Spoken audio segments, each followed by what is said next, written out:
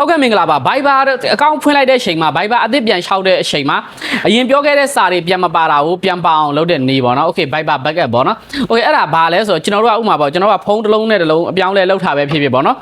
ဒီ Viber ကိုနောက်ထပ်ဖုန်းတစ်လုံးမှာသုံးချင်တာပဲဖြစ်ဖြစ်အဲ့လိုလုပ်တဲ့အချိန်တွေမှာကျွန်တော်တို့က Viber လျှောက်လိုက်တယ်အရင်ပြောခဲ့တဲ့စာတွေဓာတ်ပုံတွေဗီဒီယိုတွေကပြန်ပါမလာဘူးဆိုလို့ရှိရင်ဒါအစမပြေတော့ဘူးလုပ်ငန်းလုပ်နေတဲ့သူတွေအတွက်အဲ့ဒါပါအောင်ဘယ်လိုလုပ်ရမလဲဆိုတာကိုကျွန်တော်ပြောပြသွားမှာဖြစ်ပါတယ်အဲ့ဒီတော့ကျွန်တော်လည်းဒီဗီဒီယိုလေးကိုတစ်ချက်လိုက်ပြီးတော့ကြည့်လိုက်ပါထုံးစံတိုင်း Viber ရဲ့တဲကိုဝင်ပြီးပြီဆိုရှင်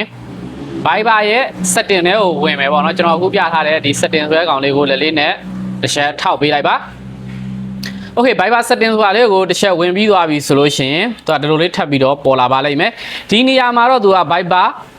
ဒီမှာဒီအကောင့်ဆက်ကောင်လေးပါတယ်ပေါ့နော်ကျွန်တော်ကဒီ Viber အကောင့်ထဲဝင်မှာဖြစ်တယ်အကောင့်နှိပ်ပြီးသွားပြီဆိုရှင်အပေါ်ဆုံးမှာ Viber back app ဆိုတာလေးပါတယ်ပေါ့နော် Okay အဲ့တော့ Viber back app ဆိုတာလေးကိုတစ်ချက်ကျွန်တော်တို့ထပ်ပြီးတော့နှိပ်ပေးလိုက်မယ်နှိပ်ပေးလိုက်ပြီဆိုလို့ရှင်ကျွန်တော်တို့ကစာတွေကိုပဲယူမှာလားဓာတ်ပုံတွေရောယူမှာလားဗီဒီယိုတွေရောယူမှာလားပေါ့နော်ဓာတ်ပုံတွေရောဗီဒီယိုတွေရောစာတွေရောယူမှာဖြစ်တဲ့အတွက်ကျွန်တော်ကဒီအောက်ကဟာလေးတွေကိုအမှန်ချစ်လေးတွေပေးလိုက်မယ်ပေါ့နော်အမှန်ချစ်လေးတွေပေးလိုက်မယ်ဟိုအောက်ဆုံးမှာ account for back app ဆိုတဲ့အောက်မှာတော့ကိုယ့်ရဲ့ Gmail တစ်ခုကိုထည့်ရမယ်ပေါ့နော်ကိုဖုန်းထဲမှာရှိတဲ့ Gmail ပေါ့နော်အဲ့ Gmail ကတော့အရေးကြီးတယ် Okay အဲ့ဒါပြီးပြီဆိုရင်တော့ကျွန်တော်တို့ကဒီအဲ့ Gmail ကိုထည့်ပြီးသွားပြီဆိုရင်တော့ auto backup မှာတော့ daily ထားလိုက်ပေါ့နော်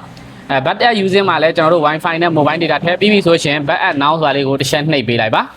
Okay အဲ့တော့ကျွန်တော်ကဒီ backup now ဆိုတာလေးကိုနှိပ်ပေးလိုက်မယ်ဆိုလို့ရှိရင်ကျွန်တော်တို့ဒီဟာတွေကို download ဆွဲတာသူကပြီးအောင်ပို့အပေါ်မှာပေါ့နော်သူသွားနေဟာလေးပြီးအောင်စောင့်ပေးရမယ်စောင့်ပေးပြီးတကယ်လို့ကျွန်တော်ကတခြားဖုန်းတွေကို login ဝင်တော့မယ်ပေါ့တခြားဖုန်းထဲမှာ Viber ရှောက်ပြီးပြီဆိုလို့ရှိရင်တော့အရင်ဆုံးကကျွန်တော်ဒီ Viber ထဲမှာချိန်ထားတဲ့ Gmail ကိုအခုဒီနောက်ထပ်ဖုန်းအသစ်ထဲမှာအဲ့ Gmail လေးကိုထည့်ပြီးပြီဆိုလို့ရှိရင်